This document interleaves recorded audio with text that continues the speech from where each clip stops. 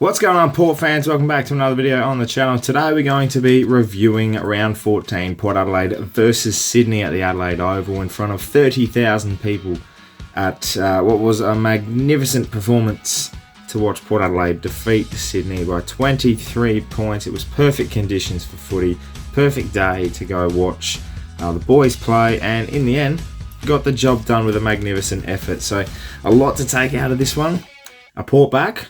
We'll find out. Let's get into this review. What a day. What a day to be a part of at the Adelaide Oval. I mean, I think it was a perfect day, to be honest. The way we played was pretty damn good. It was hard, ferocious. The pressure was there. It was just sensational to see the boys continue that for 4 quarters, and whilst the last quarter might have been a goalless quarter, which, again, that stat keeps ticking up. I think the wind played a little bit of part in that one in the last, and also some questionable decisions that came our way late. But Sydney did push. They did try and come back into the game, but the damage was done in that third quarter. And we do those damaging third quarters, or there's one quarter in a game that we play that absolutely demoralises the opposition. We did it against the Dogs. We did it against the Bombers. We did it again against the Swans. And it's great to watch that game plan that we had today against Sydney. It was pressurised. It was hunt the footy. It was contested. It was ferocious. It was something that we need a lot more of in more patches in games. Like, we've seen that stuff before, but the way we seem to play doesn't quite add up. And I think inside 50s were a lot smarter. I think the ball use was a lot better. Riley Bonner off half-back was going at 85% with his 27 touches. You know, you got to think as well. Ryan Burton hitting the scoreboard. Dan Houston had an offish day, but still was competitive. Jackson Mead, I thought, was sensational, and I'll get to a few of the stars later on. But you got to think this win, you highlight it against the Swans outfit, fighting for a top 4 spot. They've just come off a big win against Melbourne at the G. They've come off a bye. They're fresh. They got Buddy Franklin back. Port have lost Boak, Gray. We lose Butters in the first half of footy. We lost Teakle within 10 minutes after. When a man down, the sub is in use, Dersma comes on, and we pull out a performance in the third quarter that just signified Port Adelaide footy. And I know someone that would be proud of that third quarter and the effort today, and that would be Russell Ebert. We did him no favours in the game against Hawthorn, where that was supposed to honour the legend, wearing the number 7 badge on our Guernseys. That game was supposed to signify Russell Ebert, and we put up a piss-poor performance. Today, against the Swans, we put in a performance that showcased what Port Adelaide footy was. We honoured the great man for what contribution he made to footy and to the state of South Australia by him getting selected into the Hall of Fame as a legend, upgraded to legend status. It's a magnificent piece of history that our club got to celebrate, and that's the performance we put in. Absolutely sensational by the boys today, and I could not be prouder of their efforts. You just enjoy the day, enjoy the atmosphere. You know the situation of the season, and you go into a game of footy where we've got a tough game. We're playing the Swans. You know, they're a competitive outfit. They've got Buddy. You know, they've got Heaney. They've got these star young kids. And we took the most of our chances. We were pressurised early, 3 goals to 2 points in the first 15 minutes. Then the switch hit. Butters turned a magnificent goal, a half chance, into a magnificent goal from the pressure of our forwards. And the way we went, Todd Marshall kicks 2 goals in a row, and all of a sudden momentum starts to swing. And that's the beauty of it. Momentum is such a crucial thing in our game style that we utilised it. And that's the one thing I think we haven't capitalised on enough in 2022. But it was just magnificent to see that, especially in the first half, when we were pressured, we were able to flick the momentum and utilise it for the best ourselves. Lachie Jones' pressure up forward was absolutely sensational. I can see the role he was starting to play a few weeks ago now, and I was questioning it a little bit. I was like, maybe it's not going to work as well, but I can see after last week against Richmond, his pressure was there, and then especially this week against the Swans, it was absolutely magnificent up forward. And combine that with, I think, Charlie Dixon's prowess in the contest, Todd Marshall obviously being sensational, another 4 goals. He was just kicking them from everywhere. He was also missing them from everywhere and dropped the easiest of marks I've ever seen.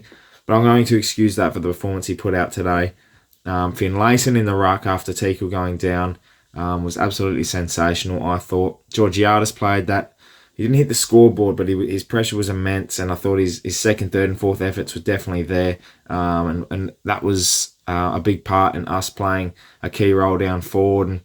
And then, we obviously didn't have many small forwards hit the scoreboard, but I think having the likes of Powell Pepper up there too, whose pressure is immense, and I think overall that ability to utilise our tools was sensational, and Ollie Wines in the middle too was just fantastic. He led the way. You got no Boak and no Gray in this side, and it was sort of a glimpse of the future, wasn't it? A glimpse of what it would be like post-life after Robbie and Trav leave and retire. It was pretty exciting, and I'm not going to lie, it was sort of like everyone had a role to play, everyone had to stand up, and that's going to cost you sometimes in that pressure. But they stood up and they took their chances, and it was just fantastic to see the glimpses that we have for the future. Jackson Mead, as I said, Bryn Teakle, such a shame. Bryn, let me tell you something. The best of us injured broken collarbones, mate. That's what I've done. Only the best get injured with a broken collarbone. So the quarter and a half we saw from him was very competitive. He's going to be a long-term prospect, I think, for Port Adelaide. His competitiveness, his work ethic, I think, was really good against Laddams, who Pistol Pete in the Pete Laddams Cup lost his head, lost his cool a little bit, and Lockie Jones getting under his skin early on in that third quarter, and then Ollie Wines, who was bustling through packs, and Pete Laddams decided to give him a little cheap shot, and it didn't end up too well for him. He was pretty decent in the ruck, I will say, for Pistol Pete, but I think he pulled the pistol out too early, and kind of carked himself because he gave away a couple of goals, and that was the most influential he's been since the time at his Port Adelaide Football Club he had anyway. And I just want to quickly mention 30,000 people at the Adelaide Oval is such a for the way the team's going, the time slot of 1:15, a lot of local sport going on. It was a perfect day for footy, perfect conditions, 18, sunny, magnificent. It was beautiful at the Adelaide Oval. 30,000 people turning up is amazing by the faithful. Absolutely sensational. So hats off to everyone that attended the game and everyone that couldn't due to work or to sport. Fair play, but a magnificent day at the Adelaide Oval. And I can't say too much more because I think the pressure, we just coped. Like that's the main thing I took away from it. We coped from the pressure. Down back as well, Ryan Burton, Darcy Byrne-Jones, Riley Bonner, magnificent movers of the ball. Aliir sensation. It was a brick wall. Tom Jonas, captain's performance, especially with that effort in the second quarter. Hayward, an easy mark, could have ran into open goal. Tom Jonas's lunge to put him off balance, and he missed it completely, and then rushed the behind was as good as a captain's effort I've seen so far this year. Absolutely fantastic by TJ, and I thought immensely impressive was Tom Cleary. Constant intercept marks. I think he took 5 for the day. Was able to manipulate his opponent.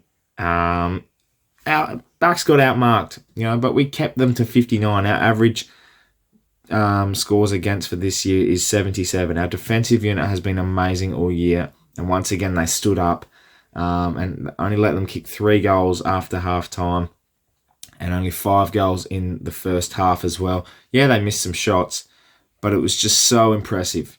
So impressive, and overall our defensive aspect of our game was magnificent. I'm trying not to forget names here in this review because each person in this team played a role.